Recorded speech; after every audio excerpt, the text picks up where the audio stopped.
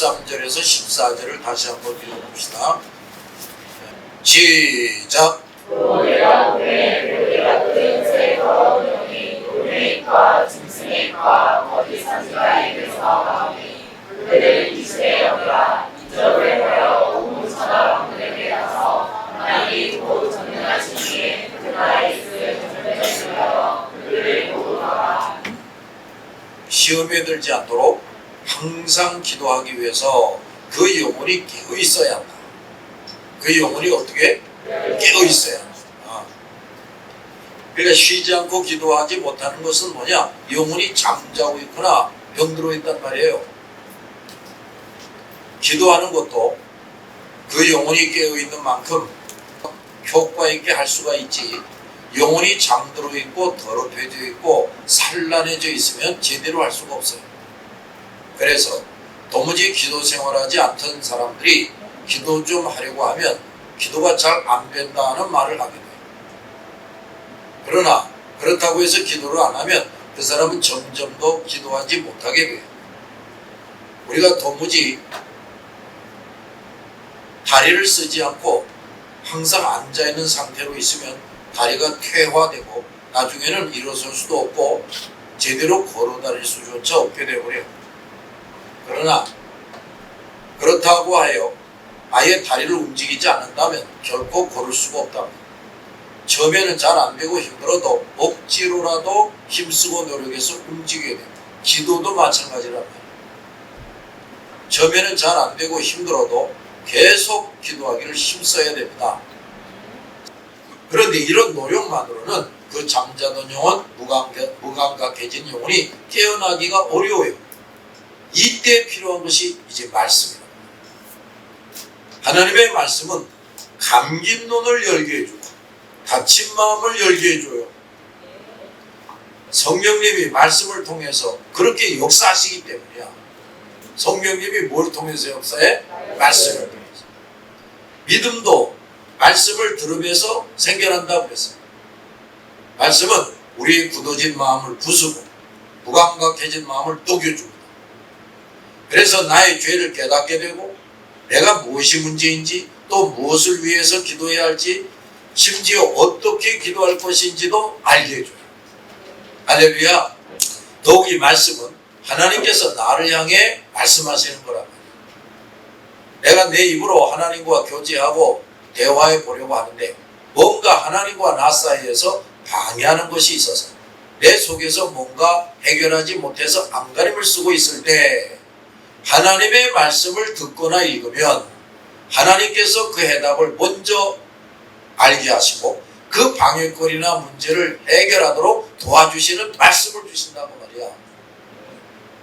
그래서 기도만 할 때보다 훨씬 효과적으로 기도 생활이 발전하게 된다. 내가 하나님께 기도하면 하나님이 내게 하시는 응답이나 말씀이 성경 말씀을 통해 주어진다 하는 거라고. 즉 정확한 하나님의 응답은 이 성경 말씀을 통해서 온다 하는 겁니다. 그러므로 말씀 연구와 기도, 말씀과 기도는 결코 우리 생활에서 빠져서는 안 된다. 날마다 말씀 배우고 기도하지 않으면 이 더러운 개구리 같은 악령들을 이길 수가 없다. 그 다음 13절을 다시 보면 그냥 개구리 같은 영이라 하지 않고 개구리 같은 새 더러운 영이라고 했다. 여기 새 영이라고 하면 이 더러운 영들이 마치 성삼위 하나님처럼 가장하고 행세함을 의미한다. 우리가 계시록 앞부분을 배울 때도 사탄과 그 졸개들은 언제나 성삼위 하나님을 가장하거나 하나님의 능력을 가장하여 움직인다는 것을 알았다. 그랬죠? 네. 악령들은 언제나 자기가 바로 하나님이요 못할 것이 없는 전능자인 것처럼 행세해서 사람이 하나님 대신 자기를 두려워하고 섬기도록 합니다. 지금 마지막 재앙 때에도 악령들이 그런 식으로 역사한다는 거예요. 그런데 그들이 아무리 그럴듯하게 가장을 해도 그것은 어디까지나 용의 입과 짐승의 입과 거짓 선지자의 입에서 나오는 것에 불과하다는 것이다 이 말이지. 용은 교묘한 거짓으로 옛날 하와를 죄악에 빠뜨리던 그 사탄을 의미하고 짐승은 그 사탄의 사주를 받아서 하나님과 교회를 대항하여 싸우는 모든 적그리스도의 세력을 의미하고, 거짓 선지자는 두 번째 짐승을 의미하는데 신기한 이적과 기적을 행하면서 세상 사람들로 하여금 우상 숭배에 빠지게 하는 세력이다. 알았죠? 여기 새 영은 어디까지나 사탄과 그 세력을 통해서 역사하는 악한 영이다. 그런데 그 새 영이 용의 입과 짐승의 입과 거짓 선지자 입에서 나온다는 말에서 우리는 두 가지 사실을 알아야 한다. 첫째, 이 여섯 번째 재앙 때에 사탄의 최후 발악적인 역사가 일어나게 되는데, 그것은 사탄 자신과 두 짐승을 통해 모든 악령의 세력이 총동원이 되어 일어난다는 거예요. 악한 영의 세력이 총동원이 돼서 일어난다는 거예요. 13장까지의 내용에서 우리는 처음에 용으로 표현되는 사탄 자신이 직접 역사하다가, 그 다음에는 두 짐승이 차례로 등장해서 사탄의 일을 계속 수행하는 것을 알았다. 그런데 여기 일곱 대접 재앙 때에 와서는 사탄과 그 두 짐승이 동시에 역사한다는 거예요. 어떻게 역사한다고? 동시에. 이것을 보더라도 이 여섯 번째 재앙 때에 벌어지는 일들이 과거 어느 사건보다도 위급하고 막바지에 이르렀음을 알 수가 있다. 따라서 사탄과 그 세력이 총동원되어 하나님을 대항하는 것이다.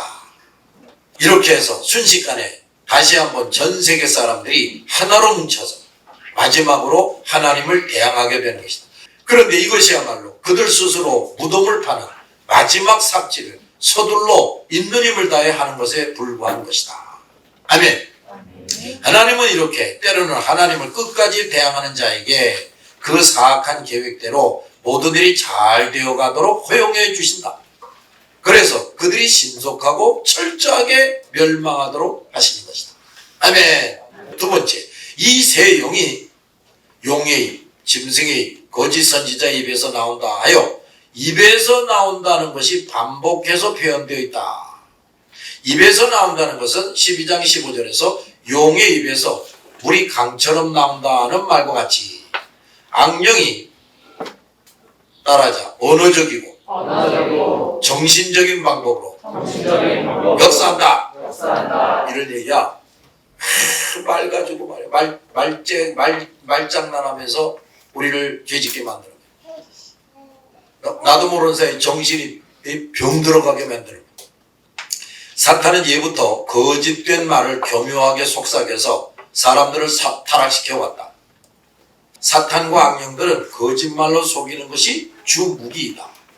그들이 가끔 어떤 기적을 일으킨다면 그 자체도 속임수에 불과하지만 그 기적도 어디까지나 자기들의 거짓말을 사람들이 믿게 하려는 수작에 불과한 것이다. 얼마나 많은 사람들이 이 거짓말과 수작에 속으면서 사는지 모른다. 여러분 분명히 기억합시다. 이제 더러운 영들의 사주를 받고 있는 자들이 무수하게 나와서 아주 논리가 정연해 보이고 설득력 있게 사람들이 그렇구나 하게 성도들과 세상 사람들을 미혹하는 일이 점점 많아질 것이다. 아멘. 요즘도 여호와의 증인을 보면 성경 진리를 나름대로 아전인수격으로 해석하여 엉뚱한 교리를 만들어 사람들을 세뇌 교육시켜서 내보냈다. 그런데 어찌나 교묘하고 교활하게 교육을 받았는지 사사건건 제법 대단한 논리를 전개하며 설명하고 자기들의 그 그릇된 교리를 설득시키기 위해 구구절절히 성경 구절을 인용하는데 성경 구절을 얼마나 교묘하게 이용하는지 모른다. 성경을 잘 모르는 성도들로서는 꼼짝없이 설득당하지 않을 수 없을 정도로 교묘하게 성경 구절을 들이댄다. 그러나 사실 그들이 인용하는 성경 구절과 그들이 말하려고 하는 것과는 전혀 상관이 없는 것인데 그들은 어느 성경 구절에 있는 단어 한두 개만을 딱 골라내서 이용한다. 내가 이런 말도 전에 여러 번 했을 거야. 잠실에서 이제 개척교회를 하고 있는데 내가 그 주공아파트 1단지에서 살았단 말이에요. 근데 말이야 집에서 뭘 하고 있는데 계속 누가 배를 울려. 그래서 누구십니까? 하고 이렇게 나갔더니 하나님의 말씀을 나누려고 왔다는 거야. 그러세요? 또 내가 딱 짐작을 했지. 이게 분명히 이단일 것이다. 한번 짐작을 해보. 가만히 있어봐. 이 녀석들이 뭘 어떻게 하나 보자. 해가지고 들어오시오. 해가지고 이제 들어오게 해서 그러니까 얼씨구나 해가지고 들어오더니 성경책을 탁 펼치는데 그가 펼치는 성경책이 말이야. 빨간 펜, 노란 펜, 파란 펜 쫙쫙 줄이고 거기 있고 동그라미가 쳐져 있고 말이야. 완전히 청초년색이야. 그러면서 이제 이거에 대해서 들어보신 적 있습니까? 한번 들어보시겠습니까? 그러면서 먼저 그거에 대해서 말하기 전에 착착 열더니 요거 한번 읽어보시겠습니까? 나이는 쪽으로 성경을 이렇게 해놓고서 말이야 펜으로 읽어볼 자리를 딱 이렇게 지적을 하면서 요게 한번 읽어보시겠습니까? 그러니까 내가 읽었다. 그러면서 이제 해석을 하는 거야. 그게 바로 이렇고 이런 말씀입니다. 그러니까 내가 딱 들을 때 이놈이 이것도 웃기는 소리 하고 있구나. 그게 그런 말이 아닌데. 내가 그래도 그래요? 그리고 또 여기 한번 읽어보세요. 그래, 내가 읽었다. 그랬더니 보세요. 앞에 이렇게 말씀한데 여기서 또 이렇게 말씀이 나오잖아요. 그러니까 틀림없잖아요. 근데 앞에 읽었던 구절하고 뒤에 있던 구절하고 사실은 상관이 없어. 근데 거기에 이제 뭐가 단어 하나가 비슷한 게 나오는 거야. 그런 식으로 딱 연결을 시켜가지고 이제 말을 하면서 어쨌든 자기네가 하고 싶은 말로 막 끌고 가는 거야. 이게 결국은 그런가 선생님, 이게 이런 것이고 저거 저런 것이 아닙니까? 그런데요, 이 기성교회들이요 그렇게 가르쳐 주던가요? 그럼 이런 말 들어보셨어요? 그냥 뭘 모르는 사람은 아니요 그러겠지 또. 그럼 이제 2단계로 넘어가. 자, 그 다음에요 이거 한번 또 들어보시죠. 그냥 나가라 안 그러면 1시간이고 2시간이고 계속 가는 거야. 그러면 그냥 1-2시간 그 사람들 말 들으면 그냥 쏙 빠져 들어가게 돼 있는 거야. 내가 이제 얼마만큼 들은 다음에 아까 당신 내가 그 구조를 다시 이렇게 찾아가지고 당신 이거에 대해서 이렇게 설명을 했지요? 네.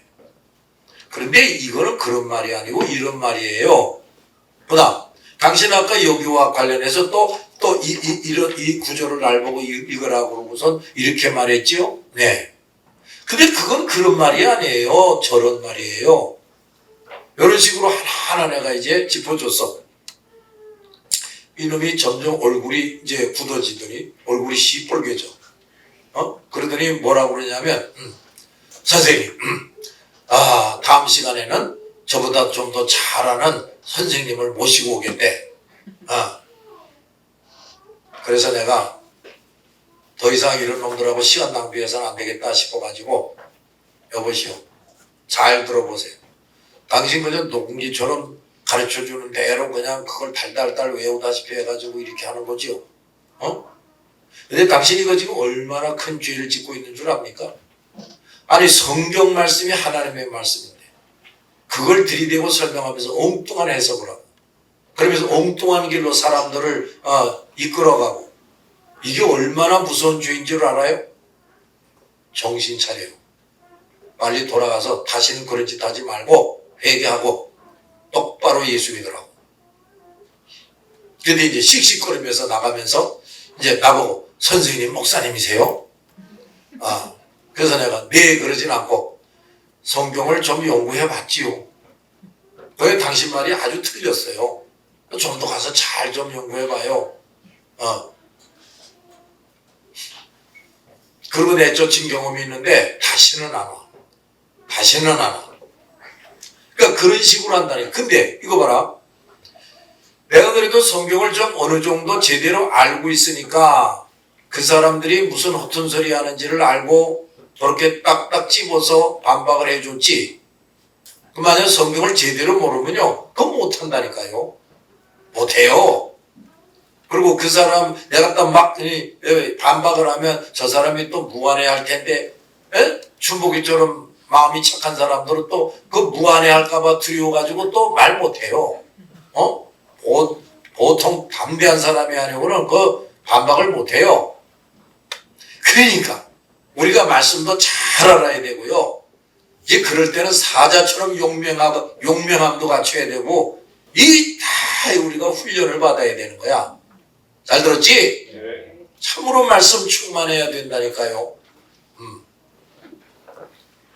그들이 하는 수작은 마술사가 대중의 눈을 순식간에 속이는 것과 똑같다. 게다가 이들은 겉모습이나 풍기는 인상까지 아주 경건하고 진실한 신앙인인 것처럼 가장하고 다니면서 유혹한다. 그리고 상당한 과학 지식까지 동원해가면서 지식적으로 설득시키려고 한다. 앞으로 이러한 교묘한 속임수가 극심해질 것이다. 그런데 이런 현상이 이 6번째 대접 재앙에서 극치를 이루는 것이다. 그래서 결국에는 세계 모든 나라의 통치자들까지 거기에 설복돼요. 누구까지 설복돼? 통치자들. 아주 세력이 있는 지도자들까지 거기에 설복돼요. 세계 모든 나라의 통치 세력이 하나로 뭉쳐서 하나님과 교회를 대적하게 된다는 것이다. 그래서 14절에 온 천하 임금들이 하나님을 대항하여 싸우기 위해 모인다 하는 것이다. 그동안 신문이나 방송을 통해 많은 미국의 고위 정치가들과 학자들이 문선명에게 설복을 당해서 그를 하나님처럼 받들고 그가 하는 일에 적극 동조하고 가담하고 있는 사실을 보았다. 벌써 많은 지도층 사람들이 악령들의 속임수에 설복당하고 있는데 때가 되면 이런 현상이 극심해져서 세계 모든 통치자들과 지도자들이 사탄의 종노릇을 하게 되는 것이다. 그때의 세상이 어떻게 되겠는가? 그러므로 평소에 하나님의 진리로 튼튼히 무장되지 않으면 주일에는 어김없이 예배드리러 성전을 출입하던 많은 사람들도 예수 그리스도와 교회를 등지게 되고 말 것이다. 알았어요? 더욱이 14절을 보면 악한 영들이 이적까지 일으키면서 말로써 교묘하고 논리정연하게 유혹한다 했는데 웬만큼 말씀의 바탕에 든든하고 영적 분별력을 지니지 않고는 이때의 유혹을 이길 수가 없다. 그러므로 나와 여러분은 앞으로 어떤 시련이나 유혹이 닥쳐와도 흔들리지 않고 능히 이길 수 있도록 말씀의 전신갑주와 예리한 영적 분별력을 갖추기 위해 가끔 힘써야 한다 그랬지? 날마다 힘써야 되는 거예요. 날마다. 그때는 돈이나 명예나 재주가 나를 구해주지 못합니다. 그야말로 누가 그동안 얼마만큼 말씀 연구와 기도 생활로 자기를 키웠느냐에 따라 여지없이 드러나고 말 것이다. 다 드러나요. 내가 얼마나 훈련되고 무장된 사람인가 다 드러난다고. 지금 우리가 남달리 성경 공부를 하고 새벽 기도, 저녁 기도에 참석해서 애쓰는 것은 수백만, 수억만의 돈이나 높은 지위, 권세 따위와는 비교도 할 수 없는 저축과 준비를 하고 있는 것이다. 지금 남달리 열심히 성경을 연구하고 배우고 남달리 열심히 기도하는 사람은 겉으로는 눈에 띄지 않지만 속으로 튼튼한 성벽을 쌓고 있는 사람이다. 우리 말이야, 이제 앞으로 사탄의 세력이 똘똘 뭉쳐가지고 최후 발악으로 우리를 죽이려고 달려들 것이다 그랬지. 그 우리도 말이야 거기에 맞서서 철저하게 준비를 해야 된다 이런 얘기지. 근데 아무 준비가 없는데 어떻게 그걸 견뎌내고 이기겠어요? 그렇지 않냐? 그럼 우리도 아주 이 조직도 잘 돼 있어야 되고 또 체력 단련도 좀 돼 있어요. 체력 단련. 이들 비실비실해가지고 그러면 막 그거 어떻게 견뎌내겠냐? 그래서 하루만 굶으면 항복하고 나 이제 교회 안 나갈게요. 이러면 되겠냐? 체력 단련도 해야 돼. 그리고 우리가 뭐 주먹으로 치고 칼로 찌르고 뭐 이런 건 안 하지. 다 같이 영적인 무장. 이게 적보다 더 확실하게 돼야지요. 알아들었냐? 그러나 같은 성도면서 성경 공부에 관심이 없고 열심히 기도도 하지 않은 채 세상적인 목적을 이루기 위해서 모든 시간과 노력을 다 투자하는 사람들이 있는데 그런 사람은 말하자면 겉으로 보기에 화려하고 멋있는 집을 짓고는 있는데 원수가 들이닥치면 손 하나 쓸 수도 없이 그 모든 것을 빼앗기고 짓밟히고 무너져버릴 집을 열심히 짓고 있는 사람과 같은 것이다. 오늘은 여기까지 기도합시다.